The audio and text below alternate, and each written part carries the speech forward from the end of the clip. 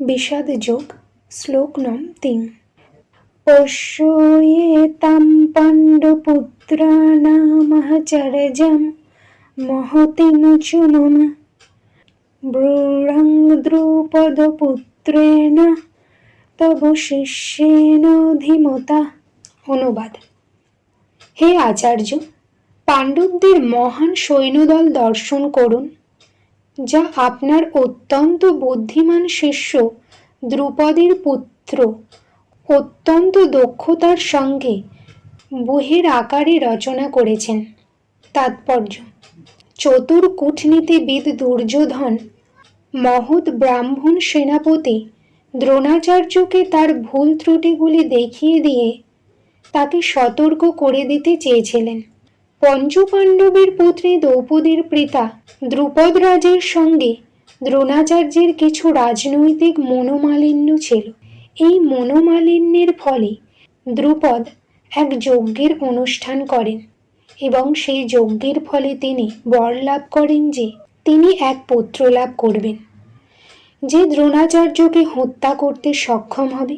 দ্রোণাচার্য এই বিষয়ে সম্পূর্ণভাবে অবগত ছিলেন, কিন্তু দ্রুপদ তার সেই পুত্র ধৃষ্টদ্যুম্নকে যখন অস্ত্র শিক্ষার জন্য তার কাছে প্রেরণ করেন, তখন উদার হৃদয় সত্যনিষ্ঠ ব্রাহ্মণ দ্রোণাচার্য তাকে সব রকমের অস্ত্র শিক্ষা এবং সমস্ত সামরিক কলা কৌশলের গুপ্ত তথ্য শিখিয়ে দিতে কোনো দ্বিধা করেননি। এখন কুরুক্ষেত্রের যুদ্ধক্ষেত্রে ধৃষ্টদ্যুম্ন পাণ্ডবদের পক্ষে যোগদান করেন এবং পাণ্ডবদের সৈন্যসজ্জা তিনিই পরিচালনা করেন।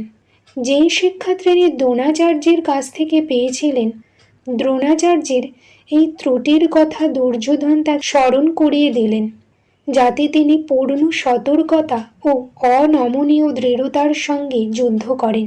দুর্যোধন মহৎ ব্রাহ্মণ দ্রোণাচার্যকে এটি মনে করিয়ে দিলেন যে পাণ্ডবদের, বিশেষ করে অর্জুনের বিরুদ্ধে যুদ্ধ করতে তিনি যেন কোনো রকম কোমলতা প্রদর্শন না করেন, কারণ তারাও সকলে তার প্রিয় শিষ্য। বিশেষত অর্জুন ছিলেন সবচেয়ে প্রিয় ও মেধাবী শিষ্য।